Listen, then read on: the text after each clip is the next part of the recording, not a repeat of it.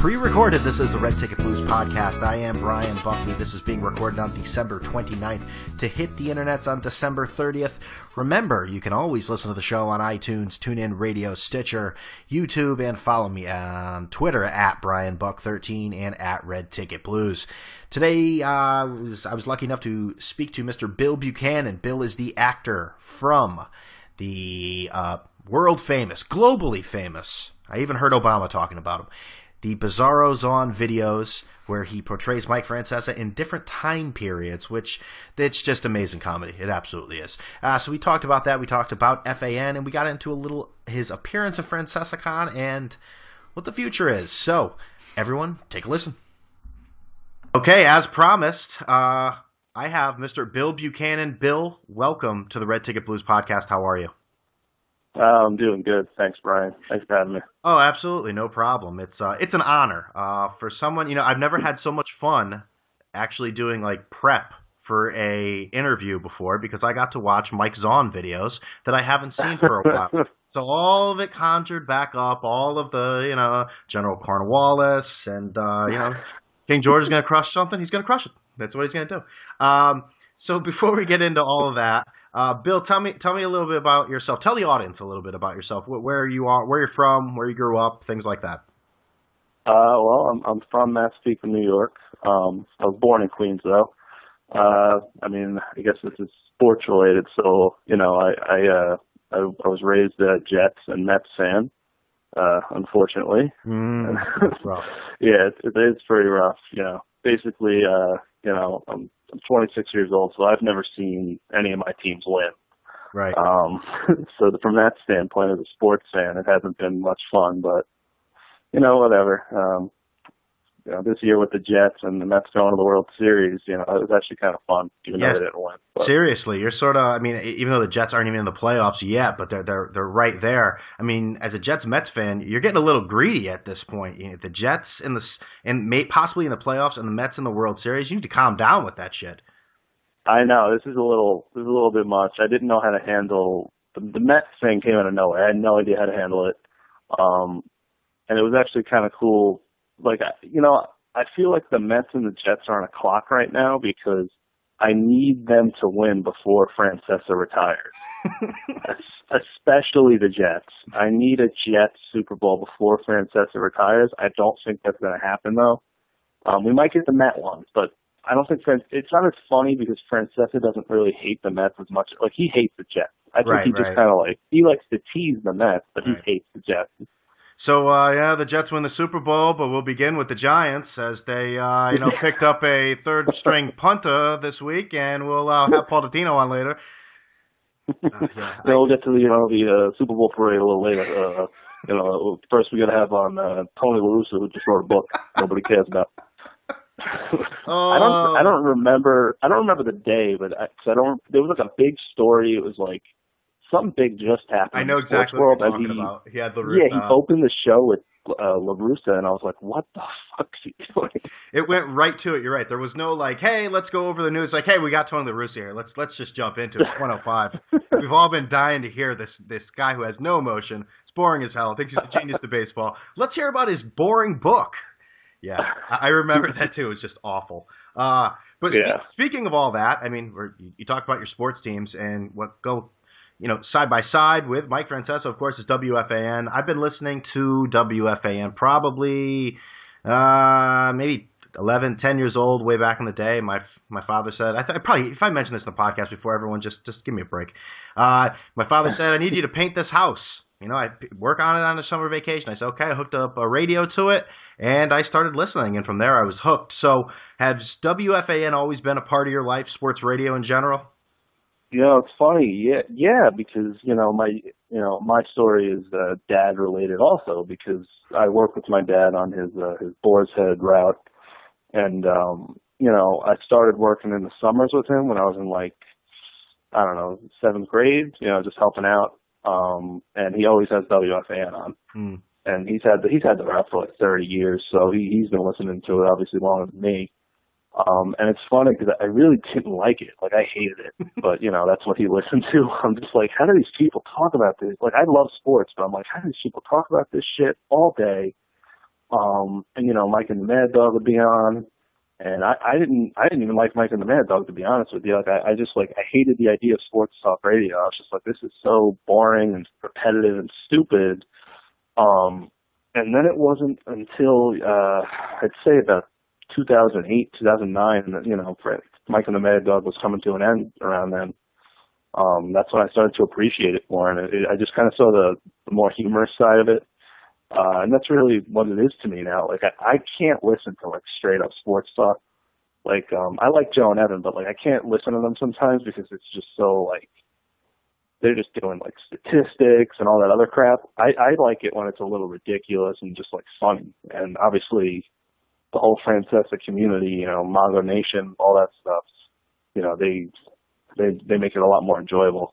I hear you loud and clear. I listen to sports radio all day long. I have it on a little radio at work, but I'm not listening all day long. If you listen to every single call, every minute of WFAN, your brain will rot. It will rot. Absolutely. I mean, you especially listen. I like local radio, but it's even more ridiculous when it comes to repetitiveness than national radio. There's only so many times we can go over the bullpen or a lineup of the Mets. Right. It's just it's mind numbing. It's terrible, but I love it. It's yeah. I mean, I'm a big fan of the medium. I love Howard Stern. Also, I'm a big Howard Stern fan. I haven't listened as much, since he went to satellite a long time ago now. But that's why I didn't stop listening to him, but I haven't listened as religiously. But it was just funny how my family, for whatever reason, everybody listens to the radio in this house. My mom would have Howard Stern on when she was driving me to elementary school. So that's how I got introduced to that. So yeah, radio in general has always been a big part of my life. I have a very weird relationship with radio. You mentioned Mongo Nation and things that encompass that. We'll get into that in a little bit, but let's jump right into this. You are Bizarro's on. Some of the no, before we go any farther, I took a look at your videos today. Like I said, that daunting prep work where I just laughed and watched a YouTube video. I did a rough estimate of how many views all of your videos have received since their inception. Do you have any idea how much it might be? I know the first one had a lot, but after that they weren't as many. I don't know what was it. Right, the first one was 350-something thousand at this point. Wow. Total is just under 700,000 views.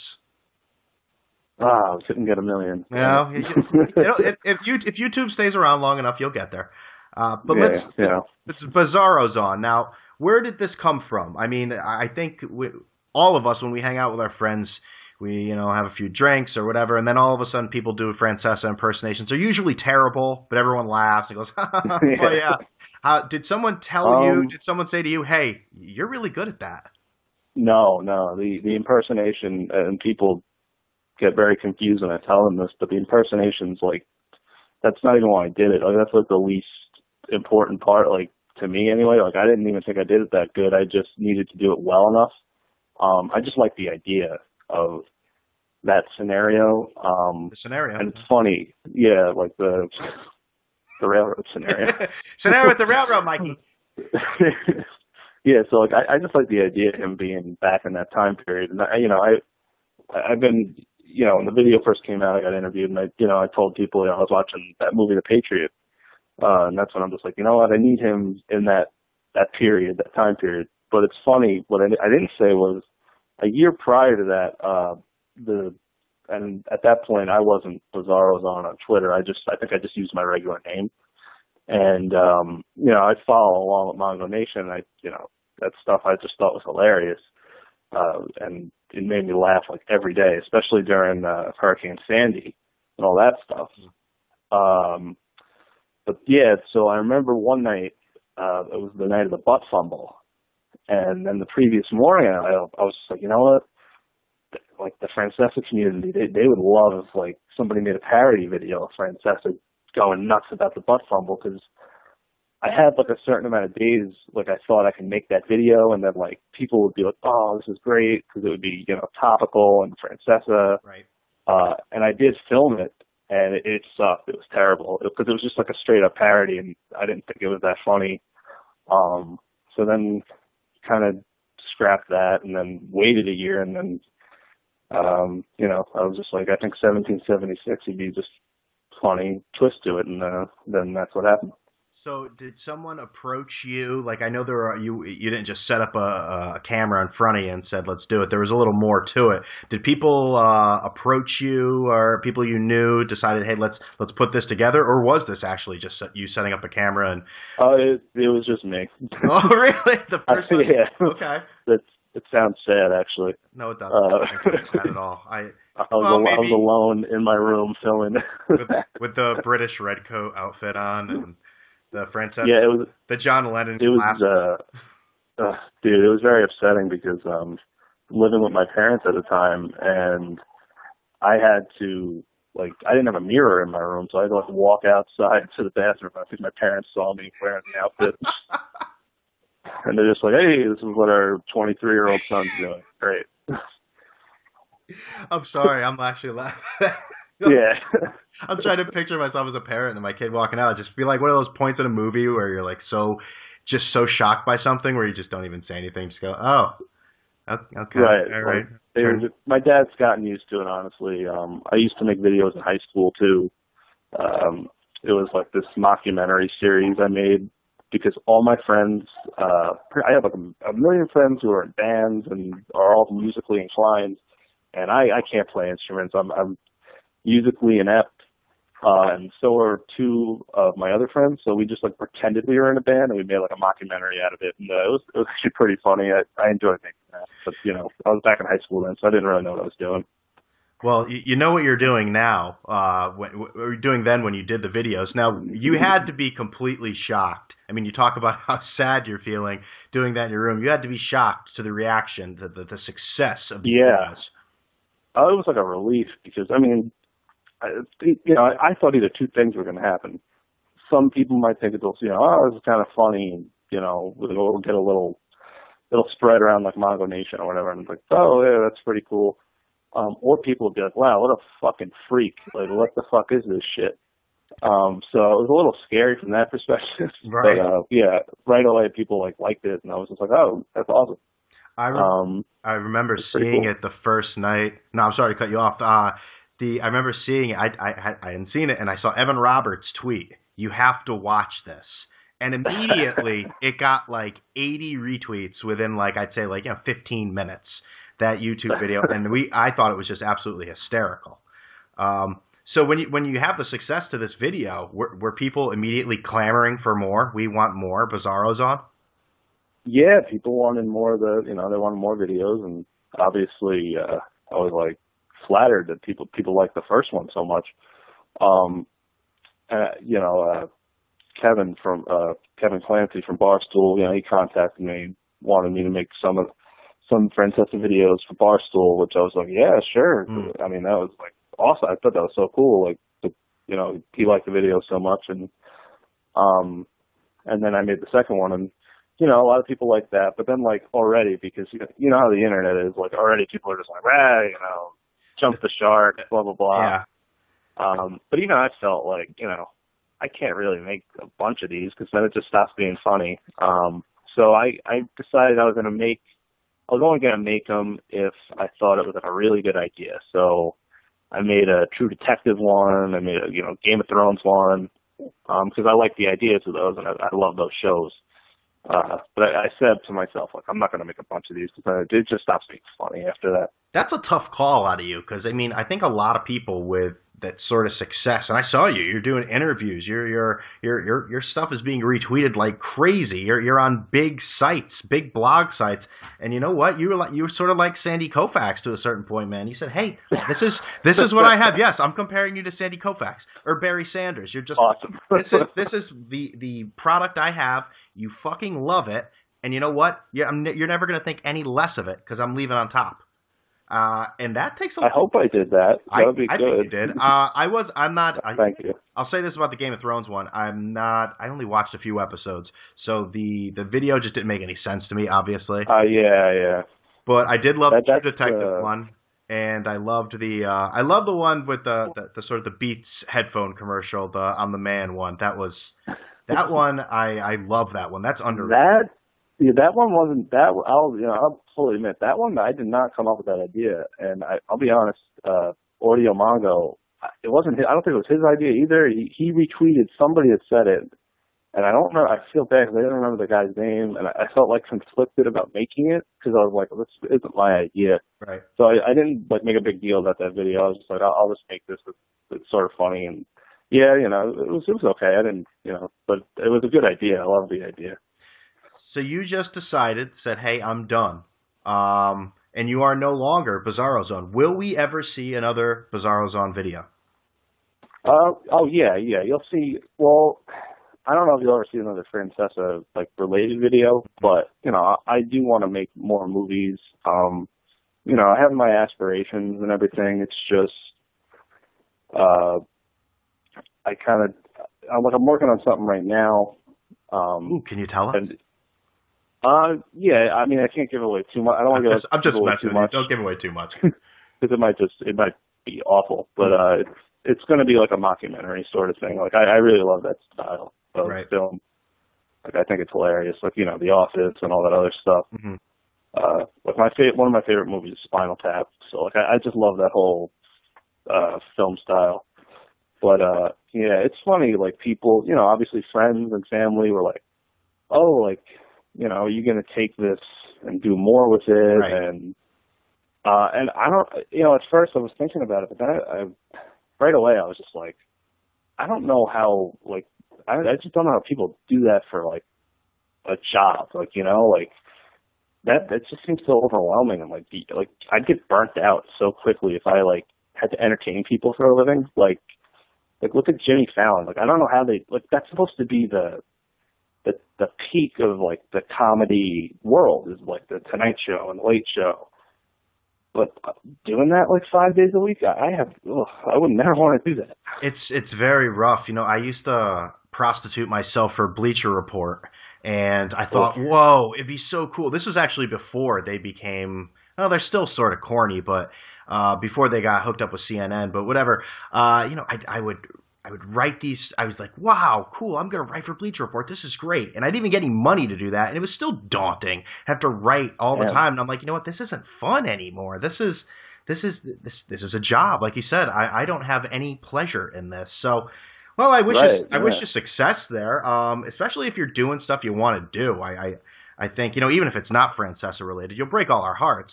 But even if you do go that route, that'd be great. Let's get back to Francesa for a second. We mentioned Mongo Nation here. Now, obviously, Mongo Nation, we all know who that is.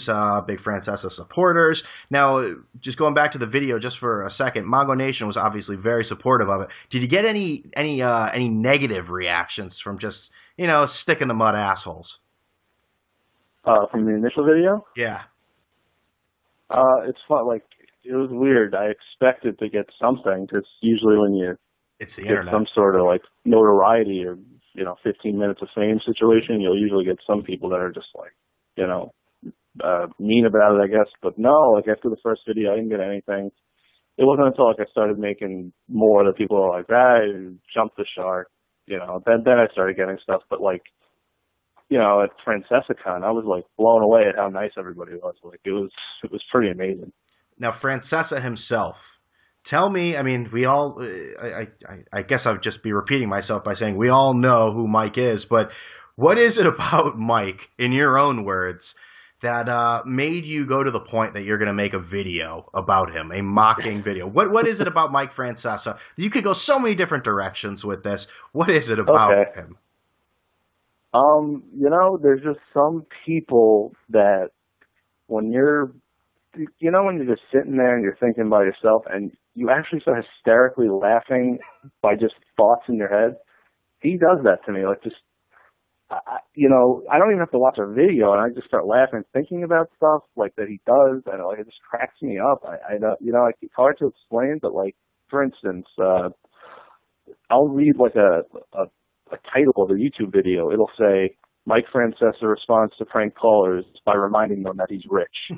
I'll lose my fucking shit, like, just because you know what's about to happen, you know, and it's going to be great. Yeah, because it's just like, it's too funny. He's, you know, and this is the upsetting part, because it's like a, I don't know if this is the right expression for this, but it's like sort of like a double-edged sword.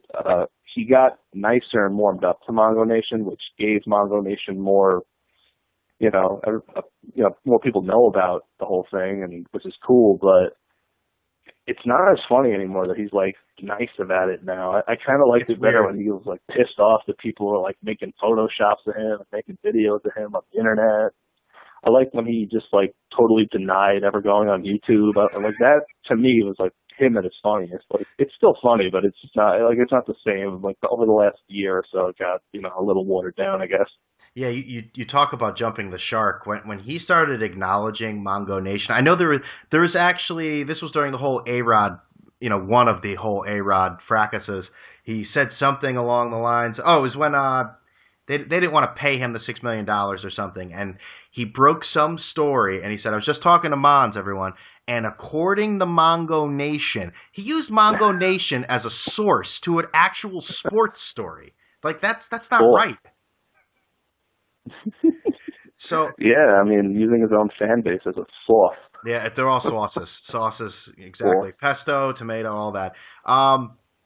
Let's see, what else did I got? Before I moved on here, I wanted to mention, now you had, after the Bizarro Zone videos, you jumped into a podcast, first time, long time. Now, it seems to be in hiatus, but I'll tell you, there's 3 episodes, correct? I think we made 3. Dude, you got to keep doing that. I thought those were absolutely hysterical. They were about WFAN and callers and just some of the commercials, the slimy, shady commercials on WFAN, which I absolutely love. Because if there's anything on WFAN they're advertising, it's usually a bad idea and you don't want to purchase it. But you got to get back into that podcast. What's the deal? When do we hear the 4th episode? That's very nice of you. That started, I think I started that last year, and I was doing it like, because I was like, you know what, I should start a new project, and I'm like, let me try a podcast, because everybody has a fucking podcast. Right. No offense, Brian. Oh, no, hey, I'm just following the trend. But, everybody has one, and I'm just like, well, maybe I could, talk to, Kevin from Barstool, and we could set something up. And his brother Brendan actually helped me a lot with like the technical stuff and setting it up and like what equipment to get. So they were a big help with that. And then I figured it'd just be funny to like, because my friend Mike, he listens to WFAN too, and we always joke about all the stupid shit that goes on. So it'd be funny if we just had a show just talking about it. The problem is I totally underestimated what a bitch it is to edit those things. Like. Yeah. Oh. But no, it's fun to record it, but, I can't just go raw. Like, I can't just have it just be raw footage because there's so many pregnant pauses. There's so many, like, points where I'm like, what the fuck do we talk about now? So I liked making them, but I hated the editing, and I don't know, there was something very, redundant about the whole thing, and it's like, I don't know if I want to keep making these, and I didn't want to promise people that I was going to keep making them. No, but I'm glad though that people did enjoy it. No, absolutely. I thought they were really good. Like I said, those commercials really got me because Dude, by the way, I haven't heard a Brad Benson commercial. Yeah, that's true. Maybe they dropped them. I don't know. That's a good point. Maybe I stopped Brad Benson commercials. Maybe that was the one thing that First Time Long Time did. It stopped Brad Benson. You took down his 40-foot erection. That's a good job out of you. Let's see. I felt like I accomplished nothing this year, and now I feel a lot better about myself. Thank you. I'm jumping all over the place here. Now, we'll transition from WFAN. What's going on now, before we get into FrancescaCon, which is later this month, something that just happened today, you actually brought this up to me before we started. How about WFAN, CBS, taking down, and this is where if this podcast wasn't, Francesa geekdom enough, now we're going to start talking about the videos that were taken off of YouTube from Audio Mongo and RN's Funhouse. These are the sources, the sauces of of Francesa just hilarity, and CBS says no more. It's crazy. Yeah, it's funny. I wasn't on Twitter for like the first hour that news broke that all those videos had been deleted, and I'm really pissed about it. I mean, I feel bad for Audio Mongo. He's like I met him at Francesacon last year, and we talk obviously on Twitter, and he's such a nice guy, and those videos are just so they're so funny, and I need to go back to them and watch them sometimes. I think there was almost 500 videos on his account. And obviously there'll be more accounts and videos put up, but there was some golden stuff on there. And, I just don't appreciate that CBS is making somebody like him, who really has never done anything wrong. He's never done anything wrong. He has made Mike Francesa more popular, if anything, more accessible to people to laugh and listen to, because, WFAN and CBS kind of suck when it comes to putting out audio. And they don't understand, why we like it, so they don't put the right audio up. You know what they put on? They put on all of Mike's boring interviews, which I don't listen. I don't know who these dinosaurs are out in the world who always have to call up right afterwards and say, Mike, that was a great interview. I just want to tell you, I loved that interview with that. The Black Knight caller. Yeah. And they got 5 of them in a row, but those are the only ones they put on the podcast. And if you look at the reviews on iTunes or whatever, it's just where's the rest of the show? Only interviews. So you're right in that sense. Dude, CBS and WFAN, whatever, they drop the ball when it comes to this shit. I know, and maybe they should just hire Audio Mongo and pay him to do it, because he did it for free for so many years. Yeah, they really. Just paid him.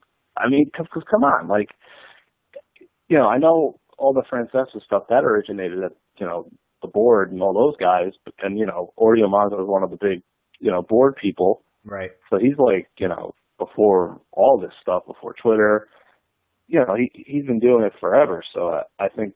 I'm just pissed about it, and I'm definitely going to mention it at Francesacon.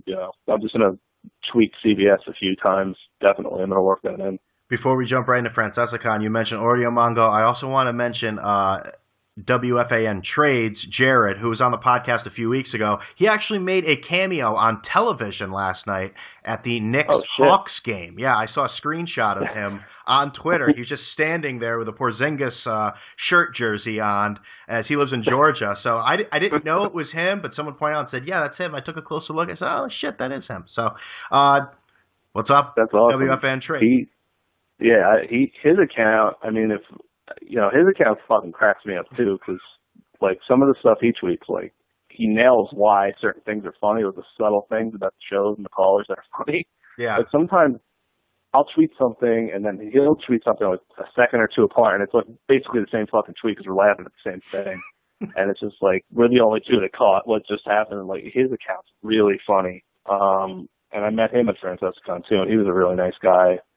I was actually in Atlanta. Now I sound like Mike. I was just going to say, who the hell are you, Francesa? No, now I sound like Francesa. I was in Atlanta a few weeks ago. I went to the aquarium there. Okay, it's enormous, just enormous whale sharks pounding into each other. Enormous. But moving on. You mentioned Francesacon. When I was getting ready here, I was I remember to ask him if he was at the first Francesacon. Of course he was. He was sitting in that bar, because I was there too. He was sitting there with Mike, and you were wearing the fat suit, I presume, and it was 100 degrees in there, and you were huddled around there like you were a rock star. Dude, that first one was a lot of fun, but there were so many little problems. It's funny to think back now, but when I was with Mike Benevento doing that, I was just because there were audio problems, people couldn't hear. I had the Hall of Famer Jack Youngblood sitting next to me, and I'm trying to interview him, and every time I talk, the microphone would crap out, and I'm just I'm sweating, sweating 5 pounds off my body in that fat suit, and I'm just oh my God, this is awful. But eventually, I think they fixed it. And when we had Jeff Cumberland on, the Jets tight end who never plays now, things worked out a little better. But that was a lot of fun. That was more like a party atmosphere. Where Definitely. The second Francesacon was more like an event, which is cool too. Yeah, the first one was definitely it was tight as hell, and people were just getting shit-faced at that thing. Yeah. I mean, listen, people were drinking, having a good time last year. There's nothing wrong with that. But at the first one, there were people just bombed. I got there started, and I walk in, and guys are throwing down shots with both hands. I mean, people were loaded there. There's something special about that, but the second one, like, there was a lot of special things about that too, because I didn't drink before. I don't think I drank anything beforehand for the first one, but the second one, when I went up there, I had like a little buzz going, which was like okay with me, because like that's the most people I've ever done anything in front of. Oh yeah. So I'm just like, all right, cool. But the second one was special too, because they had that like green room upstairs, the little VIP section, and apparently like Paul McCartney like played there 2 weeks after we did our stupid thing, so that was really funny to me. I thought you were just gonna say Paul McCartney was backstage in the green room. I was gonna be like, holy shit. Yeah, Sir Paul, okay. We're great friends. He came over just to see me. We kept it a secret though. We didn't want to cause panic. But yeah, also I love that everybody had like the name tags, and on the name tags they put on their Twitter handles, like you were talking about WFAN trades, like people were just calling them trades. Like I thought that was really cool. I like that. Hey, trades. Yeah. Now, did you have any? I mean, when you got there, you're setting everything up. You had obviously there's a schedule. You knew when Mike was going to come out and everything. Am I correct? No. Really? Dude, it was pretty funny actually. So, we're almost done with our, like, because me and Mike, we had a few lines set up that we were going to do, but mostly that was all improv. Like, we were just going back and forth off each other. We just wanted to buy enough time until we would do trivia, and we would hope Mike would show up. Like, we never knew. Like, we knew he was coming. We just didn't know if he was going to come on stage at all. So, yeah, so I'm up there, and the little mic, like the microphone, not the microphones, the stereos in front, or the speakers, the guy Dan, who he sets up all our segments at Francesacon, the guy who runs Seat Swap, he like sets it up for us and does all like the legwork. So he was speaking to me through those like microphones, like, all right, Bill, now move on to this. Mm-hmm. And he wanted me to talk, I think, about the Academy Awards or whatever the hell was going on. And like, but I'm not a big pop culture guy, so I totally was just like, oh God, I can't talk about that crap. Like, shit. And I was just basically going, and I was like, can we just move on to the trivia? Like, and then I just hear people like start to like make loud noises, and I turn around and there's fucking Francesa walking out, and I'm just like, oh, thank God. Because I at that point I was literally just out of things to talk about. I mean, for the love of God, I think at one point I mentioned, I've actually been in Fallujah. Okay, I mean, where the fuck did that come from? Now I'm into the D-rate material. Like, Jesus, like, yeah, Iraq War material. All right. Yeah, the thing is, like, I mean, you're even involved in it. So people in the crowd, we had no idea. We knew Mike was coming. He said he was coming. And we didn't know where he'd come out. I almost had an idea that they were going to block off something on the second deck and Mike would just wave to everyone. And then that would be his appearance. And, just that asshole Mike sort of thing. Or he'd drive by Irving Plaza, honk the horn, wave, and keep driving. Something like that. That would have been more rational. I thought that's what would have happened. But, he just showed up on stage, and it was like perfect. And it's funny, I didn't know if he was going to show up, but I did decide beforehand, like, if he comes on stage, I'm just not going to say anything. I'm just going to let him do his thing. Like, when he's up there, like, he's up there. So nobody needs an impersonator. The king is up there. Let him do his thing. I never said that to Benevento, though. So Benevento, the guy doing Mad Dog. Yeah, he jumped in a few times. He would jump in a few times, but he was perfect at it. It was like perfect. His little clips, like, they were great. So that worked out. It just worked out perfectly, and it really wasn't. It wasn't orchestrated at all. So like that was like perfect. Did Mike admit to you later on that he has seen all the videos and no. he's a big fan of all of them? No. There is one thing I wish I would have said to him though. If I could go back in time, there's one thing I would have changed. Because at one point when he's up there, he goes, I've never seen any of your videos. What I should have said was, no, it's all right, Mike. You would have fell asleep anyway. Oh, like, God. I feel that. Yeah, that would have just been like, oh shit. But that could have been uncomfortable. Yeah. You never know how he could have reacted. That it's probably didn't. It's good you didn't say. He could have found that hysterical, but he could have been like, is that what you're going to take out of 25 years? And then he's going to go into defense mode, and he'll try to be like, all right, see you guys later. And then get him off the stage. I would have been burned at the stake.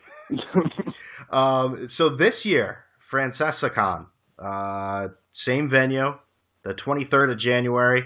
Are you involved in FrancescaCon? Yeah. Me and Mike are going to do our thing. But the details are still a little mysterious to both of us, on exactly what's going on. Because I think this year they're going to get guests, and stuff like that. I hope we're doing trivia. I don't know. I can't confirm that yet. But because to me, that's my favorite part, the trivia. That's a lot of fun. It's also really easy. I think that's why I like it the best. But I was actually texting Benevento today, and we're gonna meet up and get a few things, have a few lines set up. Because last year it was literally pretty much all improv, and I think this year it'd be fun if we had some good one-liners that we could put in there, and then the rest could be sort of our improv.